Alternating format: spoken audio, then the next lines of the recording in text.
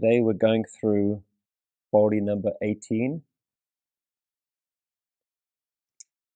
In the previous verse, Guruji ends with a recognition of how humble you become when you use infinity as a concept to meditate on. We can only accept the immense scale of this oneness. So Guruji goes and looks at the beauty of creation, and in particular the types of people who are meditating on this creation. Now in Pauri number 18, Guruji looks at the opposite end of the scale. The other side of creation, what we might call the negative side, the dark side. But what Guruji is highlighting here is that this is still all part of that Vuri Kalam, that continuous pen. What we call bad, what we call negative, Guru Sahib is listing all of those as simply a different part of that oneness, as the other end of the spectrum. If we understand the whole universe to be a vast spectrum of all possibilities, what we would call evil, what we would call bad, is simply one end of the scale, one part of that spectrum. Guru Sahib begins, Asank Moorakh Andhkor. The word Moorakh here is plural because it doesn't have an onkar underneath it. And the word Moorakh means fools. Countless fools. And means blind. Kor means deep darkness. Countless ignorant who are blind and in deep darkness. Deeply blind. So who is the Moorakh?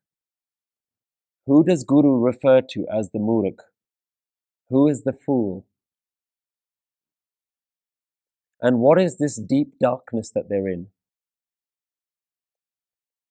The darkness here is the darkness of ignorance. The darkness of living a life that doesn't know about the oneness. A life that doesn't know that there is meaning beyond the individual experience. And Guruji uses a very specific word, kor. So let's imagine being in a cave where there is complete and utter blinding darkness. What can you see? At that point, even your own body is invisible to you. In that kind of blackness, what can you decipher between good and bad? When you can barely make out where you're standing, when you yourself are losing faith in whether you yourself exist, whether you're even there, whether you're even alive. Are you alive? Are you dead? Are you awake? Are you asleep? In that utter darkness, all sense of reality starts to fade. This is the analogy that Guru is giving that we are in if we don't know that we are part of something bigger. What do we know of good and bad, right and wrong, when we don't even know what we are? When we don't know what the universe is, how much value can we give to our own thoughts, to our own ideals? Sitting in a cave, so pitch black dark, even if you hear the voice of someone else, what can you trust about what they're saying? If they say this is the right way, how do you know? How do they know? They're in the same darkness as you. So just imagine that scenario and try to understand that this is what our life is like. We think we're right. We think we know the way. We think we have an understanding of the world. But what can we know? There's an analogy that's been used for thousands of years. It's like several blind people all holding to different parts of an elephant. And they're trying to describe what the elephant is like. One person holds the tusk and says an elephant is very sturdy, very hard. Somebody else is holding the tail and saying, no, it's not. It's very loose. It's very thin. Someone else is holding the trunk and describing the trunk. Someone else is holding the leg. They're all blind. None of them can see the elephant. This is what we do with our opinions. This is what we do with our beliefs. This is the stupidity of having a belief and holding on to it. This is the foolishness. This is the MOORAKH. One who is so steadfast in his opinions, so bound to the way he thinks, so convinced by their own beliefs that they're willing to fight everyone else. That is the MOORAKH. One who is blind but is convinced that he can see.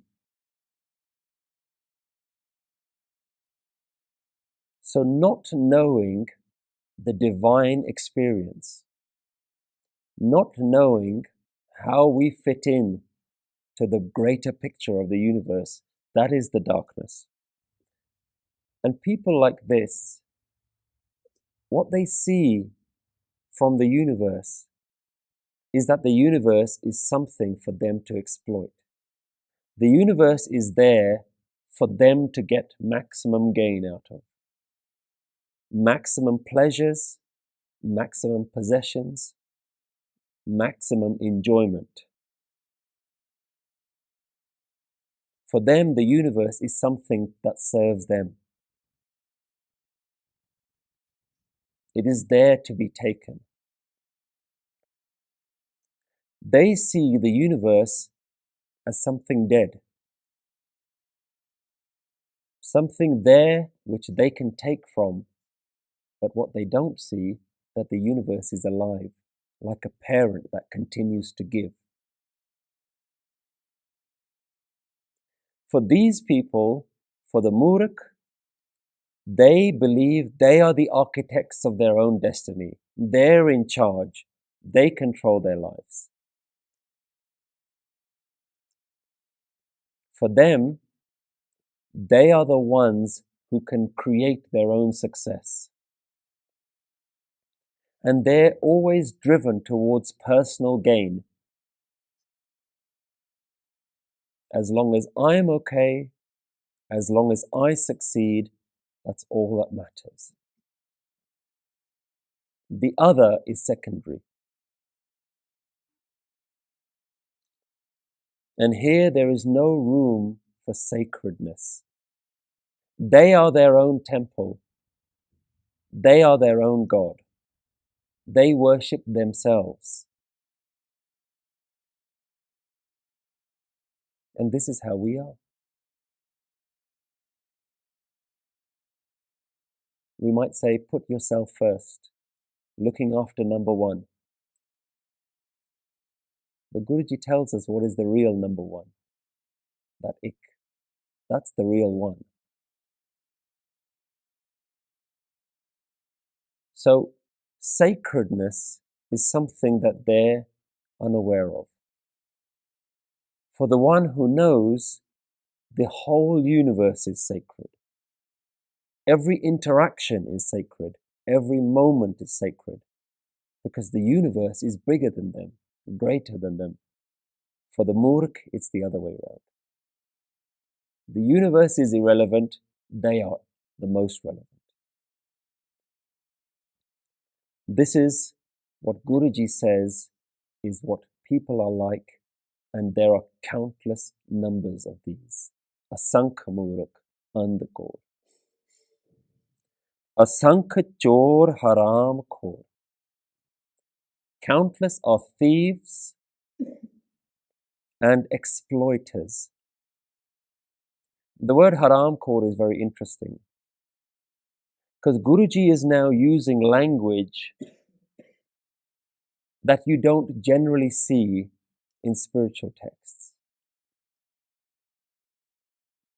This is the common language, the language of the common man. Haram khor is almost used as a swear word. It's a derogatory term. The word means to consume something that you haven't earned, something that isn't yours.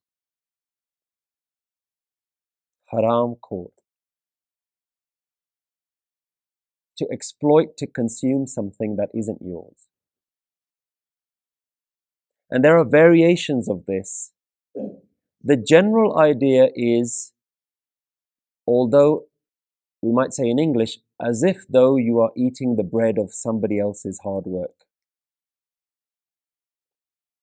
In Indian languages, rather than the bread, the roti kamai, they use the word salt. You're eating the salt of another man's effort. And in different Indian languages, the same word has come up with its own variation. In Punjabi, we talk about loon harami, consuming the salt of someone else. In Hindi, we say namak haram. Namak also means salt. And they're all around this concept of taking and consuming that which isn't yours. Exploiting someone who may have looked after you. Someone who has given you food. Someone who has given you shelter, and yet you go and exploit them. That is what the word haram khor. Guru Sahib says there are countless haram khor and countless thieves. And even in the history of Guru Nanak Dev Ji, there is a particular story that references this way, this type of lifestyle. The story goes that Guru Nanak Dev Ji was once approached by a thief. And the thief says to Guru Nanak Dev Ji, I need help. I need you to help me change my lifestyle. I've tried giving up, but I can't give up. Guru Nanak Dev Ji says, don't give up. Carry on doing what you're doing, but just promise me 3 things that you won't do. Number 1, don't ever tell a lie. The thief says, yeah, I can do that. I can carry on stealing, but I won't tell a lie. Guruji says, don't steal from anyone whose salt you've eaten. If you've eaten salt from someone, don't steal from them. The thief says, that's fine. I can steal from lots of people. And Guruji says, the third promise I want you to keep is don't let anyone else take the blame for your mistakes. Always admit if you've done something wrong. Don't let somebody else suffer for your doing. If you can keep these 3 promises, you're allowed to carry on your lifestyle. The thief was very pleased with that. So that evening, the thief, in the darkness of night, goes out to steal. And he goes to steal from a rich landlord, a rich baron. He goes to the house and he notices that there are 2 guards outside. He doesn't know what to do. He remembers that he's not allowed to lie. So he says, fine, He walks right up to the front door, and the guards say, "Who are you?" He says, "I'm a thief, and I'm here to steal from the Baron." The guards know that a thief never really admits that he's a thief. And the guards think, this must be a friend. This must be a friend of the Baron. Let's let him in. So they let him in. The thief is really pleased with himself. He said, "Hey, this Guru Nanak, he's a pretty clever guy. He can get me in." So he's feeling pretty good about himself. He takes his bag and he goes around the whole house stealing all the jewels, all the jewelry, all the great things, puts them in his bag. And he's feeling really good about himself. Well, I don't know this person. I'm not stealing from someone that I know. But I'm a little bit hungry.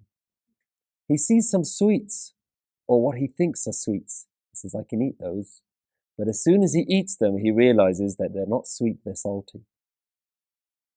So there and then, keeping his promise to Guru Nanak, he drops everything that he's stolen. He leaves that bag as it is and runs away.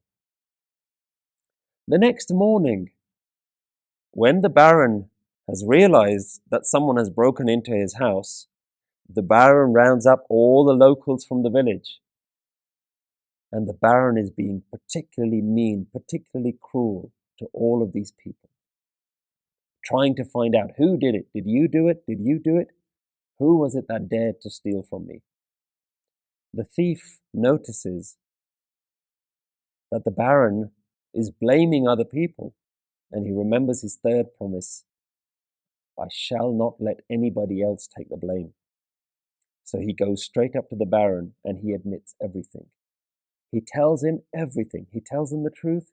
He tells him, I went to steal from you, it was me, but there's a reason that I left it all behind. Because my Guru told me not to lie. My Guru told me not to steal from someone whose salt that I've eaten, and to admit when I've done something wrong, and to not let anybody else take the blame. The Baron was so impressed by the teachings of this man. He wanted to know, how have you learnt these things? Who is your master? And he said, my master is Guru Nanak. The Baron was so pleased by the teachings of Guru Nanak and so pleased with the honesty of this man that he said, you are great and your Guru is great. And he let the man go.